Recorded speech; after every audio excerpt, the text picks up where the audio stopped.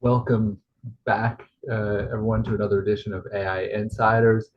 To start things off today, we've got a special announcement from our guest, Jenna Fuentes, who it's funny, actually, both of these uh, um, guests today came out of conversations at CES this year. So it's the gift that keeps on giving all year long, and we'll talk about our featured speaker in just a minute.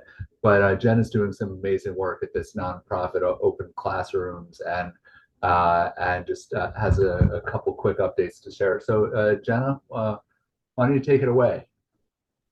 Sure, yeah. Thank you so much, David. And hi, nice to meet everyone. Would really love to connect with each of you. We also have an event coming up in New York. Just gonna put a shout out there that anyone who wants to network and also talk about, as cliche as it sounds, the future of work and building your founding teams and so forth. I'm putting in the chat. And if it's okay, I can share my screen. I have like, of course, a million windows open, but this is our event coming up, April 30th at Impact Hub. Love to see you there. And I can just show this very briefly. I know I only have like 3 minutes, but my background is in higher ed tech. I also lived in Spain, Argentina for 3 years. At the ed tech startup I was previously at, we scaled and in 3 years from 100 to 1,000 employees, and we got acquired for 750 million. I also had my own consulting clients in Germany, Mexico, Philippines, US. And I know today we're talking about AI marketing and sales and so forth. Our company is based in France. We've expanded to the UK. I manage California, New York, and we're a B corporation, so we measure our carbon footprint. And again, we care about helping people grow and doing that by free training programs and also free apprenticeships. These are some of the organizations we partner with. And so if it's to make this very clear for anyone to remember, we have free marketing trainings, and we also help you hire free as a free recruitment source to hire marketing people at 20 per hour. So these are just some of the programs.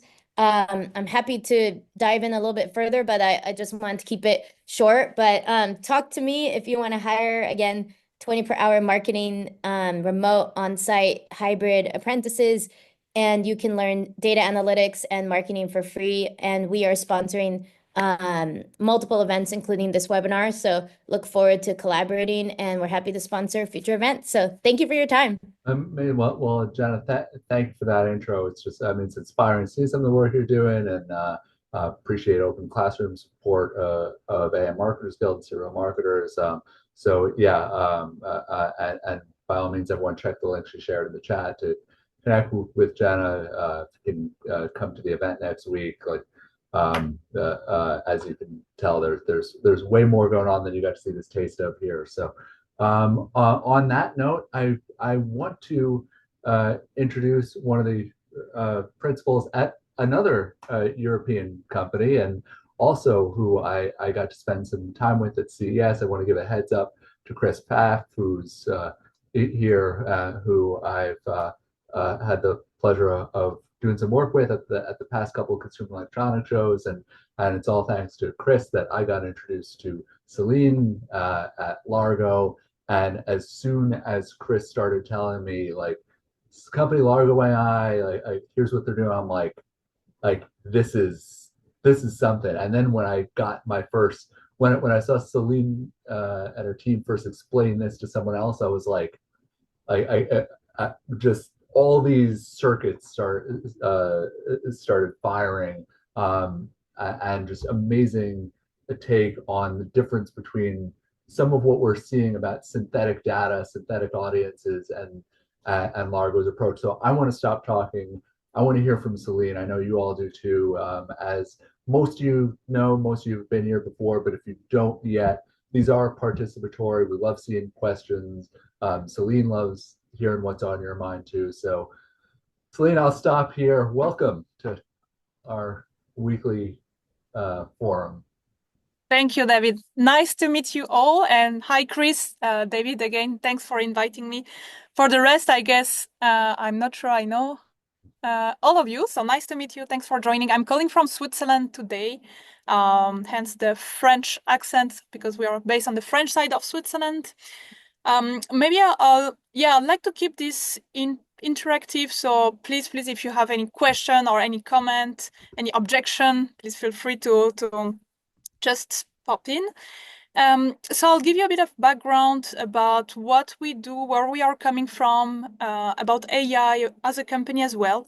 And then I'll show you just a concrete example about a project advertisement campaign that we worked on. I'll show you directly on the platform, so I think it's a bit more interesting so you can see really real results and how that works. So my name is Céline. I'm the Chief Operating Officer at Largo. So Largo, we have been founded 6 years ago.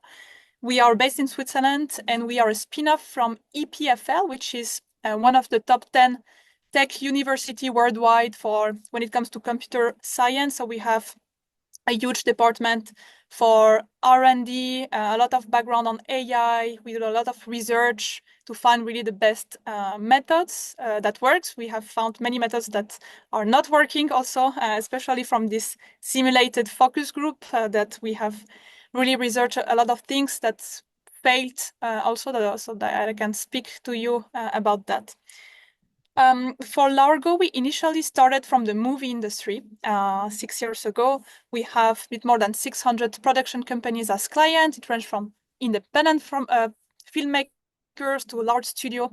So really, we cover a large range of people.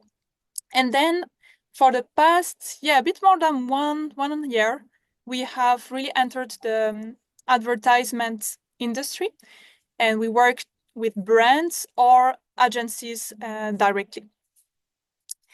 So let me share my screen. I will show you a concrete example how the platform works.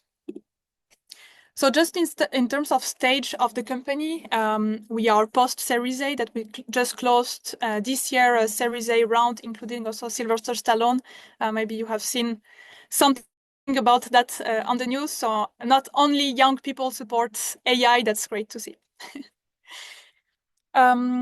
So here's the platform, Largo.ai, super easy to use. What we do is only subscription-based, so we provide yearly subscription so that the brands or agencies can be really hands-on on the platform. So if you wake up one morning and you have great idea that you want to test for your advertisement campaign, a new product or a new idea, you can just go on the platform, put your idea, and then you get the results in a very fast result.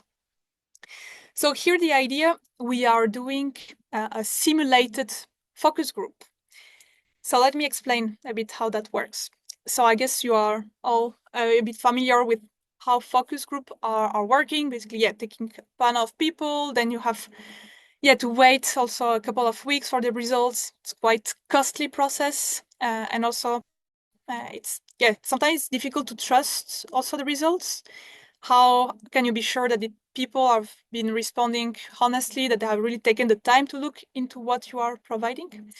So we said, let's find a method where we can replicate these people to have the possibility to test a lot of content in a very fast way and super cheap. So this is how we came up with simulated focus group. So here are a few methods. Just to differentiate, when I said simulated, it's different than synthetic. And this is really a very important point here that I want to emphasize on. So synthetic people, it's really created from scratch from AI. But simulated people, we take real people. For example, you, David, we take you as a person. And then we ask you a lot of questions. So you go through a surveying process that we have done together with the EPFL, so our university research, how to build this questionnaire to really simulate the behavior of real people. And we have been very happy with the results. So basically we take people, we ask them a lot of questions, and then we simulate their behavior. And then we have a quality check. So we take again the real David, the real human David, and the simulation of David, so the digital twin of David. And then we ask them questions. And if the correlation between the real human and the simulation of the human is not over 90%, we eliminate that person. That means it's not really a good simulation that we can trust for the results. So all of our people that we have simulated are over 90% correlation from the reality. So here, how it works. Let's imagine you have a new idea about a campaign or a product or a new idea of a concept. You select which country you want to target. For example, United States. And then what the AI will do is not only to pre-test your campaign to know what your audience think about it, but it will help you to benchmark. So how to benchmark? You will be able to select similar ideas that will be created by AI. For example, you can select ideas that are reflecting the brand identity or from competitive brands. And then the AI will create 5 AI-generated ideas that are in competition with your idea. But you will understand a bit better why we do that in a second. So once you've uploaded, I didn't show you. Once you've uploaded this, you can upload your brief. It can be PDF format, or you can type directly your idea on the platform. So it can be super early stage, or it can be a later stage if you have already a deck or something. Once you've done that, that's all your work, and then the AI will start the analysis. So what you will get as output is first the AI will understand your ideas, summarize, select the topic, the sector, the brand, and then it will break down your idea into the key details, just to have a bit better understanding about your idea, create a key image as well. Then you can see the similar ideas that have been created by AI. So either reflecting your brand idea or competition, whatever you selected at first. So this is AI-generated ideas. And these ideas will help you for the benchmark. So here's the most interesting part, the results. So audience prediction. Let's imagine for this example, we selected Finland as country. So if you don't select specific target group, it will just generate the overall population of Finland, for example, in terms of age group, gender, and income group distribution. But if you want to target only female or specific age group, you can select as well. So here, these people, let me show you first. These are our simulation of people. So again, these are coming from real people that we have simulated, just the name and picture. They are from AI because they are anonymized people. And then it works as a focus group. Your idea will be shown one by one to these people online, so these simulated people. And then the results will appear slowly. The emotion, so what emotion people will feel, like hungry for adventure, this is your idea. And then the other are the simulated ideas by AI to benchmark. So you have different range of emotion to see the intensity of emotion. Is it more positive, negative emotions? The likability, like how your idea were liked compared to other AI-generated ideas. And then the buying interest from this audience. And then you get a summary. Like, for example, our idea, Hungry for Adventure, was performing average. So then you can look, for example, we have many clients who are like, okay, but what's the use of AI-generated ID? Because it's good to benchmark, but then you can look, sometimes it gives a good idea for creative stuff. You can look, for example, the idea that performed the best. You can go back to similar ideas and select to develop this idea instead. To give you a concrete example, we are working with a sport equipment company that is based in Mexico, and they were about to release a new concept store in the US for soccer. And they were super excited with their idea, and they came with the deck already all prepared. And they put the deck on the platform and it was showing really, really bad results. I was like, oh, am I going to announce that to the client? But because they were actually our very first client. And then it was interesting to see the why it performed like this, thanks to the qualitative results. Because here, the AI also summarized what were the most frequent positive and negative remark, and you can ask whatever question you want. So you can just type the question you want to ask to your audience, and then it will summarize the answers. And thanks to that, we found out that this company, they were focusing a lot of creating kind of a religious temple of soccer, which were not really resonating with the audience in the US. And then the AI proposed a lot of to put more arcade games inside the soccer store, and now they develop this idea and they have super cool concept. So that is one example of how you can also be maybe more creative or think about other other things.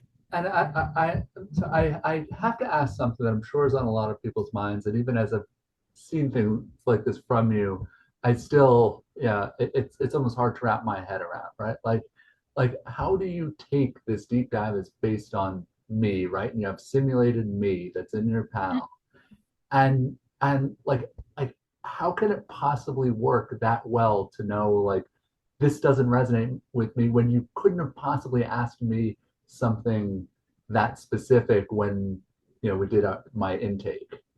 Yeah, so that is really part of our AI research that we spent actually we have 7 years of research on how to really use AI and simulate to replicate the behavior of people. That is very difficult. At first, we have tried many methods. So we have tried fully synthetic, so without taking from real people, but just creating AI people. I mean, it's good. You can get average idea of how it resonates, but really to catch the difference of personality of the people, we found it almost impossible with purely AI. Because I mean, we are so different that AI will just take, if you don't simulate from real people, but just create from scratch, it just take average opinion. And we were not really happy with these results. That also for qualitative results, it was really average. You didn't really know what to improve. And when we were benchmarking also the idea, it was all average, like all almost rated the same. Maybe the AI was a bit shy to tell it's a bad idea. I don't know. So yeah, this is how we say we really need to take real people. But it was difficult also to find what type of questionnaire to ask and how to detect from general question how you can understand the behavior of the people like this. So this is why really it took a lot of year of research, and this is one of our strengths also on the platform. And each year we re-simulate these people so that we follow the trend also that after 1 year the simulation dies because I guess your taste change as well. I think Karen, you have a question. Yes, I'm wondering. So the focus groups, the people that you interview, is that something that you do per project, or you just go out there and you interview a bunch of people and then you build focus groups based on the type of products that you want to survey? So here we have already a huge amount of people that have been simulated. Let's imagine that you want to test a new product in Spain. And I can show you also, so we can go very in depth about the audience. We call that micro audience. You can put any specific interest, ethnicity, job. For example, I want this person to be a customer of this brand for the last 2 years, for example. We can go really in depth. But what we do sometimes is if it is very niche and we don't have the simulation of people, we open the survey again and we simulate more people. And if it is very niche market, for example, very young kids or very old people, this is really hard to get them anyway on focus group. So it's difficult to simulate. From that, we have the option to make it synthetic. So from AI generated purely, so that allows you to access Still, This is for any kind of product? Like, could it be a software product or? yeah, so here, as long as you can either type your idea or put a brief. We work with many different industry. We work, for example, with Mars agency is one of our clients. We work with Turkish Airline, which is airline agency. We work with sports brand. We work with skincare. So various industries are using. And there's a related question that came up, like not even just at the kind of like brand or category level, but Amy had a great question of like if you're looking for new cat owners that prefer real meat and natural ingredients, right? Like how specific can you get that audience? Yeah, if you want this, so we put on micro audience. You put on the description of persona or interest. I want the meat from how do you call, sorry, the vegan meat, Yeah. for example. You can put that as interest, and then we see from the people we have already simulated if we have enough of them. If we don't, we go through a simulation process that takes 2 weeks more or less. By the way, to get one analysis like this, it takes 15 minutes. So in 15 minutes you can get already the results. But if we want broader audience that we might not have, it takes 2 weeks. We simulate once, but then you have them already. So that means next time you don't need to re-simulate this audience. How many personas are there? So far on our platform, so we have opened for around 20 countries, and each country, well, it varies the size. We have a couple of thousands people, and then every time someone needs more specific audience, we open. So we have either direct surveying process, or we work with third-party agencies to recruit the people. So it can be infinite. So I could do like Oh. a gen. I could target like how's this messaging gonna resonate with a Gen Z incel? Yeah, exactly. So we work typically with one brand that is purely focusing on very young generations, and they were telling us it's difficult to get them in focus group, to really catch them, to ask the questions. And here, this one advantage that we simulate them, and if we don't have access, if they are really young, then we create from scratch from AI. This is based on past data. The accuracy is a bit less, as I was mentioning, because you don't simulate from real people, but it still gives you the possibility to access very young audience that you wouldn't be able to access in traditional focus group anyway. What's the typical cost of an engagement? The customer engagement, sorry, I didn't The hear cost of engagement. Like if we were the an cost of engagement with you. Yeah, so we sell yearly subscription. So for 1 year, we have different packages. It will depend like how many analysis you want to do, but we have either 12,000, 24,000, or 48,000 a year package. So And 12,000's the lowest. I would only want to test one so group. only yearly subscription. So with Only yearly. 12,000, you can already analyze around 20 projects, which is like at least 10 times cheaper than traditional methods. So we really try to keep the cost as low as possible to make sense also to use this instead of traditional focus group that are super expensive. And speaking of which, there's another question related to the traditional process from Ivy. Is there an intake process for audience like the old school MRI data questionnaire? The what, sorry? I guess it's just describing a little bit more about what MRI, they don't have. I don't think they have MRI in Europe, dude. well, yeah, it's, but it's global web. It's global web index. But just describing a little bit more about what that intake process is like for the questionnaire. You mean that when we are surveying to simulate the real people? Yeah, like so basically when you recruit people into the panel, what are the battery of questions that are being asked? So these okay, let me show you on this project. Let me go back. This is something, it's not in production yet. I wanted to show you, but we haven't put it live yet. We will release in 1 month, probably 3 weeks to be positive. We are now giving the possibility to the customer to select the setup of the room, to say, okay, I want the panel to take place in a cinema room or in a classroom or whatever. And then you will be able to also select the type of questions that are asked. This we will release to give the option to the customer to choose. But for now, we don't show to the customer like what is the question asked. This is all done on the background on the AI, but I can show you what is shown here.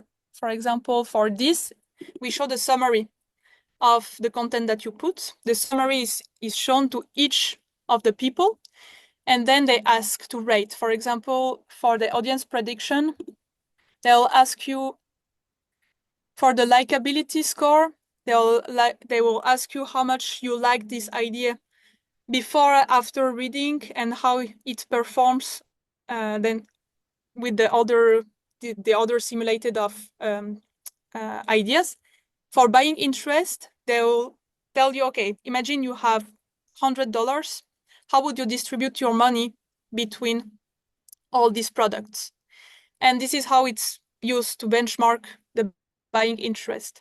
But this is why also this has been something that has been asked by the customers to give a bit more clarity on what the questions are asked, what's the setup. So this is why we are going to release very soon this room setup and question setup that you will be able to choose instead of doing from AI in the background. Okay, I think you may have misinterpreted my question. So I'll start just from a different place, kind of like the vegan cat thing, the cat food and the vegan thing. In old school panel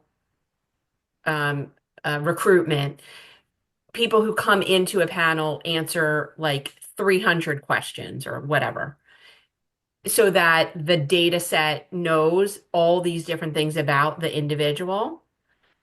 And so that's my question. I understand it's like From the modeling off of the AI. Okay. Recruitment, exactly. Sorry. Yeah, Yep. sorry, I thought you meant from this specific question. Okay, no, from the panel, sorry. So from the panel, yeah, we have a lot of questions that are asked. For example, what was your most dramatic moment on your life? What film you like? Really general question. But then this is really part of the research. I cannot tell all the questions we have because this is part of our IP as well. But we found a set of questions that helps the AI to understand, really by answering this or this to the questions, how you would behave in general for going to very specific question, like how would you prefer the meat texture? I don't know, for the vegan meat, would you prefer this or that? You can go very, very specific thanks to the general surveying process that we do. But they ask also like 200-300 questions to these people. But with that, you can really, really understand like what's the behavior. So yeah, it has been linked to all the AI research that we have patent also for that. So I cannot tell all questions that we are asking because it's protected, but yeah, can give you more detail maybe in private also if you want. Thank you. Thank you. How do you unleash the cultural nuances from one country to another? And, if I have a successful product in the US, how could I use this tool to say, okay, what countries should we prioritize in our expansion plans for go-to-market? Yeah. So so far we have opened to a bit more than 20 countries, mainly EMEA and the US. So to give you a concrete example, there has been recently one of our clients testing one slogan for a new campaign. The client is based in the US, but he's very big client working worldwide. So they wanted to test one slogan, how it resonates in the US, how it resonates in France, UK, and Japan. So you create the analysis, and then when you select your target country, here you can put different country to really have the specific audience of that country. and to see how it resonates and how it performs for one same campaign, how it performed in France versus Japan versus UK or US, and then you can compare all of them together. But you have to know the countries first. You can't do it the other way and say, okay, I get that you have 20 countries. Of the 19 other outside of the US, where should I prioritize? Can you run it that way? So we don't have it that way. That's a good point. That can be super interesting to see. So for now, if you would want to do that, you will have to do analysis by analysis, like and one analysis in France, one in Japan, one there. But that's a good point. I think it can be super interesting. Also, we do that for movie side. We predict the box office success of a film, and this it already searched worldwide potential of box office. That can be also interesting for advertisement. Yeah, I'll put that on the tech list. Yeah, I can go on the roadmap somewhere.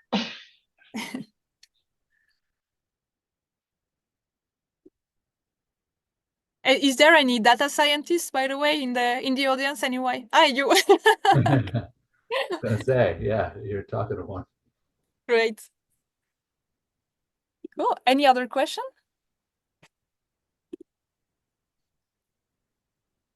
No, it's a bit confusing sometimes, this simulated persona or synthetic persona, but that's really Yes, they're more. I know we kind of took questions early, and so I'll defer to you for a sec. Is there anything you wanted to show off that we didn't get to see yet? I have a quick question. All right, keep them coming. So I'm wondering, will you be looking at the more consumer type, like a small business engagements where you don't have to do a yearly subscription, but you could hire it for a project? Let's say you're a small company and you want to quickly test something. So we don't do only per project, and the reason for that is that it's difficult sometimes to do. If you do like one test of your project, okay, you get one picture of your project is good, but then what is really the benefit is to work in a bit iterative manner. So you get the result, then you have the action points from qualitative results. You can say, okay, let me try to modify, to retest, to do that. And this is why we don't do per project. We do only yearly subscription. And this is also the case for the movie industry.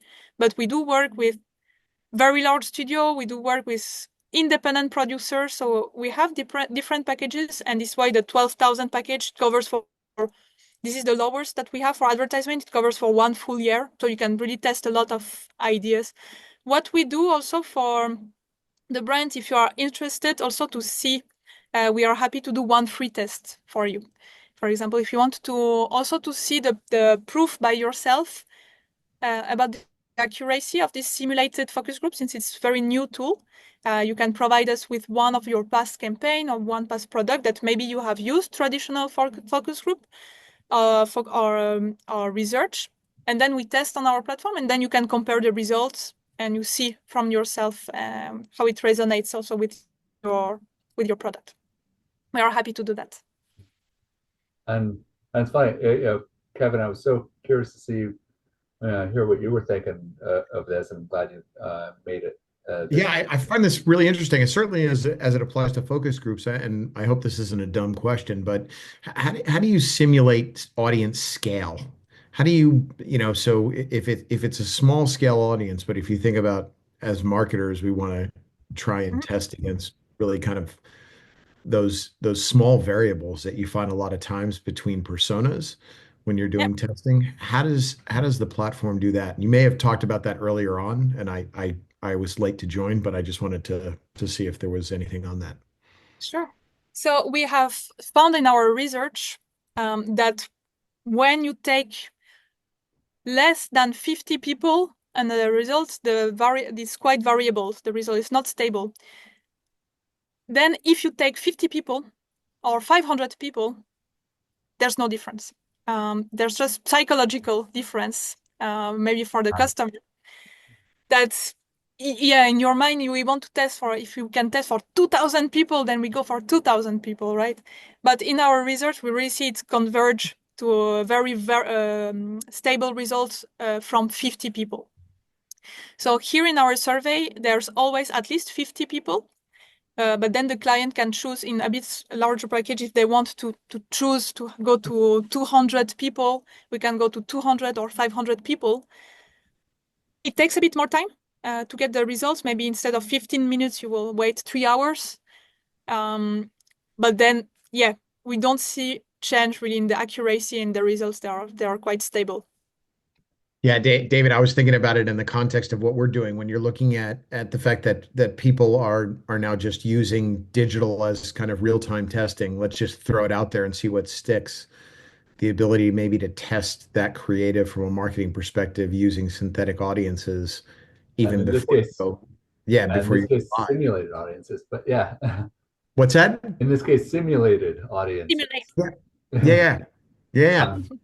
I To was see how thinking of it replacing, we used to use DRI to do ad scoring before we sent out the ads. This is a lot more effective and quicker than DRI. I mean, we can't also tell that we are fully replacing focus group because, I mean, look at Kantar, for example, they have so many years of data. I mean, we don't have that many data as they are really specialized in that. But what we provide here is really a fast and cheap way of pre-testing a lot more content. Because first there's not every company doing focus group. Why? Because it takes time, it's super costly. And then you really have to select the idea to test. Whereas here, I mean, you don't care. You just put, if you have 5 different ideas for your campaign, you test 5 different ideas. It's the same price. And then you can get super fast the results. Then if you see that at some point that you really found a very good idea after testing a lot of times here, and then you want to bring to real focus groups, then you can, but you know that it's already a very promising idea. How do you test for cultural nuance, right? So if you're asking somebody in Oslo a question, and then you ask someone in Paris, est-ce que vous aimez mieux le chat ou le chien? Okay. Not bad, Jim. Ouais, c'était bien, bravo. Je parle couramment. Voilà. So then, you know, the language selection for the questionnaires in Poland is going to be different than in Paris. Yes, right? Exactly. How do you normalize that into a baseline object that can be analyzed? Because the nuance for horror films could be different in Finland, where it's always dark versus Italy, where they're, you know, on the beach drinking sangria. I don't know. I mean, there's so much. How do you normalize for that? That's algorithmic, but exactly. So we don't normalize. We have a very specific survey for each country. We didn't find a way. We do the same for movie industry, by the way. That because we started in movie, we started in Europe, which was a bit the challenge that we have so many small countries out there, and then we started to have like one producer at very first, one producer in France, one producer in the Nordics, one producer there. We were like, okay, we cannot have the same data for France than from the Nordics. That just doesn't match. Also, the audience, as you mentioned, doesn't react the same for horror movie there or in the Nordics. So we have really to go country by country specific for the surveying process. So this is why now we have opened to a bit more than 20 countries. But if we want to open for a new country, we'll have to do to redesign the survey to really match the nuances. And by the way, our AI research, it's continuing. Every week we have a new product version that might not be always visible to the end user, but every week our team is working to improve the product and then opening more countries, creating the surveys, simulating new people. But yes, you're right. We cannot find a way to really generalize a survey. That needs to be country specific. What about sensitive information? I do a lot of work in the healthcare industry. I guess the question is twofold. Do you ask some of those sensitive questions in a privacy compliant way? so that we could tap into people who suffer from XYZ disease or not? Or if you don't do that, would a client be able to create their own survey with those questions? It's still in a compliant way. Yes. So far that again, since it's a bit niche audience, we might not have already simulated, but the client, if here in the audience, you can create super specific micro audience. You can put the description. Okay, I would like to ask patients who are suffering from, I don't know, thrombosis or whatever. We might not have enough of these people, so we are going to another surveying process to try to find these people. Let's imagine we have found only 30 that match your specific criteria.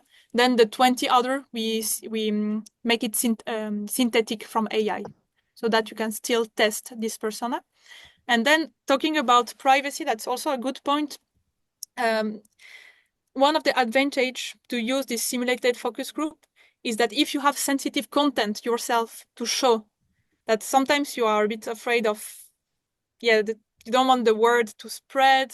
If you have super high IP content, like a new slogan or a new product that you want to release, then you don't have the risk of people talking about it, to the market, that it's super confidential since it's shown to simulated people. Thanks, Philip. Thank you so much, Céline. I have a few different questions.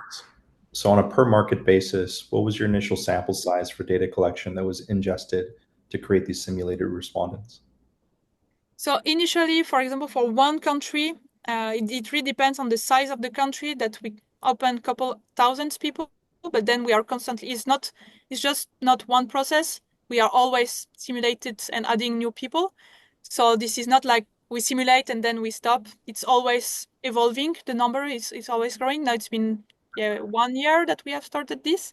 But then if you want a specific country, and again, we can really resimulate. We have the automation of the process. We can resimulate many people in a very fast way in 1-2 weeks. So when you talk about simulated audiences, right, and in order to expand that initial sample size beyond your ongoing data collection, are you creating a mix of synthetic audiences as well as the original simulated audiences?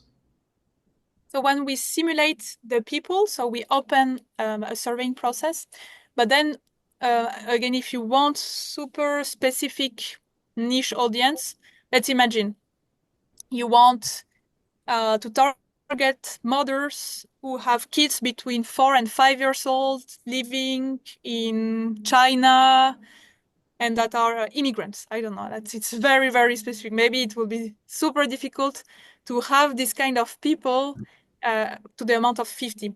So what we do, if we don't have enough of these people, yes, we use plan B, is to simulate, is to create synthetic persona, so fully created from AI. The accuracy is a bit less, so we cannot claim over 90% accuracy. We measure it's around 80% if you create from AI. It gives a bit more average answer, but it gives you already a good understanding about the results, because this is anyway an audience that you wouldn't be able to reach for focus group. And from that, I can give you a specific example that we are working with a large worldwide bank. And they were telling us it's very hard to test our product to very wealthy people, because very, very wealthy people, they don't really bother to go to focus group. And here we have done, we couldn't also target so much from the simulation, so we created from a synthetic, so that allowed the bank to really target these people. My final question, Céline, is, when we ask people questions about how they feel, what we receive in response is the rational interpretation of how they think they must feel. How do you account for this difference?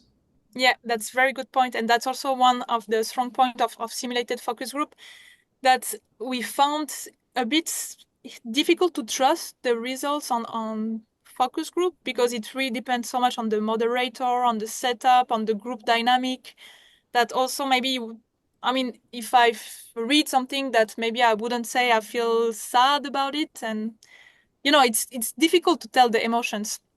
So this is why coming from the simulation of people, and we have again all the past data, because especially coming from movie, that we were able to analyze a lot the emotions. For the past 6 years, we analyze what are the potential emotions that the audience will feel watching a movie, and then we translated that to advertisement. So our AI model detects some different genomes and create a kind of a cinematographic DNA to understand what the pattern, that how the people feel. This is quite technical research as well, but this helps to detect really the emotions that people would be a bit afraid to tell, or even not sure how they feel in real focus group. When you talk about quite technical in terms of data collection, are you leveraging psychophysiological data, or is this predominantly survey based? No, this is survey based mostly, and from movie side also, it's all on past data. So we have analyzed more than 500,000 content, and then understand from that what type of content creates this kind of emotion, or what type of wording or visual representation creates trust or joy. And then we combine that to the surveying process to detect really how each people feel watching specific content, or it goes very into detail, like it breaks down the visual or the text, it breaks down into more genome parts to match the emotions. Thank you. Thank you. All right. We've got one from Mike coming in. Platform help with understanding how an audience segment would react to a customer journey of an app registration page. To the illustration page. That is something we have been asked actually to, if the simulated audience can pre-test like a web page, for example. Is that the question, right? I don't have under the eyes. Yeah, basically, like, can you test like web page reactions? I'll have to say that is one of the limitation of simulated audience, that you cannot, since they are digital twin, you cannot ask them to go and try a product, a physical product. So this simulated audience will work only for written concept or explained ideas or concept, but we haven't found yet, I hope, a way to make this simulated audience test really a physical product. But maybe one day. Yeah, what's that company? It's even I've taken a bunch of their surveys that'll send you like a landing page to review and have you give that real-time feedback. But it's very interesting as because like with what Mike's asking about, right? And like with the 6 years of AI smarts that you do, like we can't be that far from that situation, can we? Yeah, that's true. Maybe one day you will be able to tell the simulated audience, like, how do you like the texture of this cream on your skin? I don't know. Yeah, it's almost like the simulated audiences become simulated agents, and now it's just go and For now, what you could do if you want to test like web page, you could take just the design concept as a screenshot or explained, and this you can get already the feedback. But for user experience, that's something we haven't found yet what to do. Thank you. Thanks. And Philip, come on back. So, Céline, it sounds like what you're ingesting is an image or a video within your system, and your tool is outputting text, right, to describe the asset. And that text is then translated over to the simulated audiences. And based on that text prompt, the simulated audiences are responding to that text. Is that correct? Yeah, so the system can analyze either text, video, or audio as well. You can put either the text if you are super early stage and you don't have any visual, just type the ideas or put PDF format. If you are a bit more advanced, you can already put some animatics or a full video. Now we just released the ability to for the audience to read the full video of a concept. But correct, it creates the summary and then it explains to the audience. But then they can now detect also audio and visual perception. Thank you. Thanks. Other questions for Céline? It's been great ones here. Céline, I figured you'd inspire quite a few thoughts on this one. So. Yeah, that's always when we first presented, people were getting very excited, but also had a lot of skepticism, which is fully understandable for the accuracy, like, right? Why you can get something that is 10 times cheaper, 10 times faster, and is it really accurate? So this is also our question. We were not sure it will be accurate. So this is why we tried so many different methods until to find really something that is, we can say, over 90%. But yeah, many brands, we say for the skepticism also, as I mentioned, we are happy to do one free test. You take one of your previous campaign, we put on our platform, you just compare the results. And for now, it has always matched over 90%. So yeah, I think it's one way to convince also the industry how the potential it can be. Well, I mean, it reminds me, I know there are a lot of followers of Scott Galloway in Section 4 here, and when he was talking a while, meaning a year, not like a decade ago, but about how he put his plan for the board meeting in like into Claude or something like that, and then compared the feedback to the deck with like the actual feedback from the board, and it was something like 90% plus overlap, and still, I think like seeing things like that make me just more willing to take you at your word here. I mean, I know I've seen this and I've gone a little deeper here, but it's like it sounds too crazy to be true. And it's like, is AI that good? Or humans that predictable? Like it just seems like it shouldn't work, but it clearly does. Yeah. 100% AI based? No, it's not that accurate. We have tested, it's not, we cannot say it's that good. It's average, gives good idea, but you have to keep the human sides. This is why we really simulate from real humans to understand the nuances of the people. Otherwise, we didn't find a really, exciting results with fully AI. Well, I'm glad humans are still good for something. So I know you trained this and you built it in the movie industry. Could we use this for responses to emails and optimizing our email content and other formats? So we have not tested this, but probably yes. If you ask, I mean, just look what you would traditionally do in focus group. Like if you would ask a group of people, how would I respond to that? Maybe you will get many different opinions. But yeah, I mean, to be tested, that is not the initial intent of the platform, but any idea can be tested. If you want to open, let's say, a new company, if you have a new business concept idea, you can already pre-test to ask the opinion of people. But then if you ask the opinion of people for an email response, I'm not sure you can have one very convergent idea, but to be tried. Right. Any last questions? All right. Well, I think we're great for now. But Céline, eye-opening as always. Chris, thank you again for making this intro. This is just, I mean, it's just so much fun to get to learn about things like this. So yeah, appreciate you coming on, Céline, and welcome to come back to the community anytime. And I look forward to keeping tabs on what you're up to here. So. Yeah, thank you very much for inviting me, and thank you all for attending. It was a pleasure to present today. Yeah, thanks for all the terrific questions today. You guys never disappoint, so always appreciate it. All right, have a great rest of your week, everyone. Thank you.